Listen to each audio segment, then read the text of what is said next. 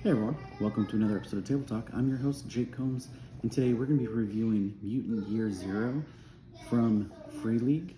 Now, we have the Mutant Year Zero core book, role-playing the end of days, and then their latest expansion for it, Astra. So let's go ahead and take a look. So, now, Mutant Year Zero has actually been around for quite a while. I'm not sure exactly when the imprint got moved over to Free League. I'm not sure exactly who they were with originally, but it's been around for a while. There's been a video game released for it that was kind of a turn-based tactic-style adventure. It was a lot of fun, and I really enjoyed that game itself, and that was actually my first introduction into the world of Mutant Year Zero. Now, the game itself, or the world within, is basically, a nuclear winter or nuclear fallout has occurred, and many people have become mutated, or really animals have become mutated into people like in the video game, one of the main characters that you play is a humanoid duck, and I believe the other main character was like a humanoid pig.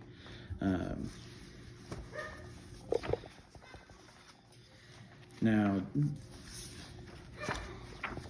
in here with the characters that you get, you do have mutation to you. Whether you have like some sort of like butterfly wings or extra strength or some other feature like that, like maybe lizard skin. Here's one example. You have traits that make you different than your real life counterpart in that regard. Now, obviously, you can play a character that's very different from yourself or one very similar, obviously with the exception of the mutations, and enjoy your adventure. Now, like even this picture would suggest, the people themselves are not the only things that have mutated. There's also just general animals that are now grown larger so they can actually be ridden where they couldn't be before, like salamanders or chickens, for example. And so the game focuses on more or less the dregs of society, or the dregs of the world that remain, and basically scavengers and raiders and things like that that are basically trying to eke out whatever kind of life they're able to. And so as far as like overall gameplay, it's like a more extreme version of The Walking Dead in the world itself. And so you have like missile silos and things like that you can stumble upon. Like here's the art, and so you have different special zones and factories and plants that you can kind of go to and adventure around, kind of maybe trying to find like a cure, or maybe stop a virus from being spread, or things like that. And then with Ad Astra,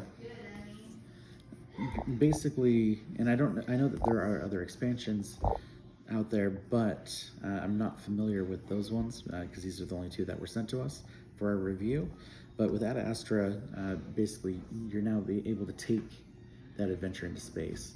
And as far as mechanics go, the game works very well.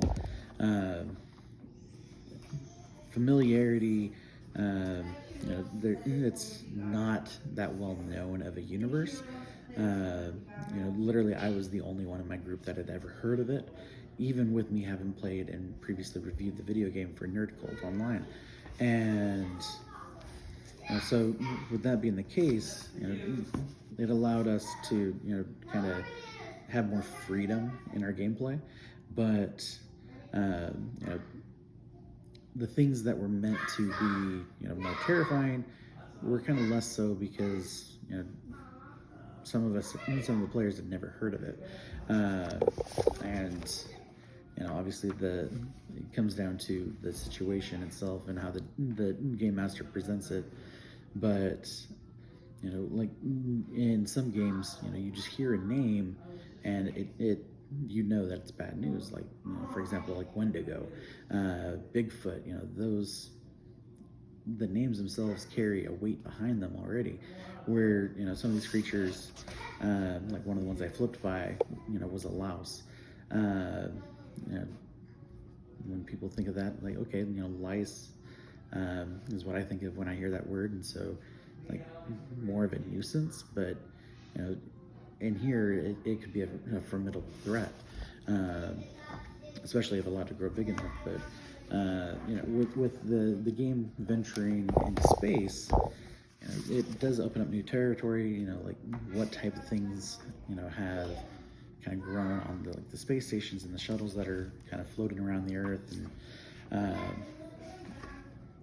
what new technologies have there been aliens that have come visit it. Really are aliens the reason for this fallout and the mutations that followed.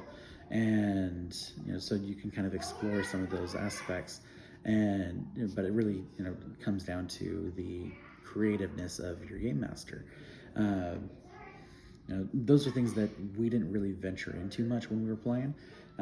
We focused more on the more minute storylines. Our focus for our gameplay was more, or at least with when we started with the core game, was focusing on essentially scavenging and finding fuel for our vehicles, so that way we can try to get to a settlement and the relative safety that potentially promised. Of course, our GM in the game, as soon as we arrived at that settlement, found out that that settlement wasn't friendly towards our group, and so basically had a big confrontation there, in which we actually ended up liberating that town or that settlement from the people in charge, and found out that there was a lot more kind of underlying there. But when we started looking at Astra, we hadn't really gotten into expanding our story out far enough where going to space really made sense. So we kind of did like a little bit of a one shot, where with different characters for it. And so, our mission was essentially to board a space station and essentially loot some crystals, I believe it was. And so like having some of these insects and things that had traveled with the original occupants, having infested the station, kind of made for some interesting combat, dealing with like zero gravity and things like that. Free League does a great job with the attention to detail with really all of the role-playing games that we've played of theirs. The only real complaint I have with Mutant Year Zero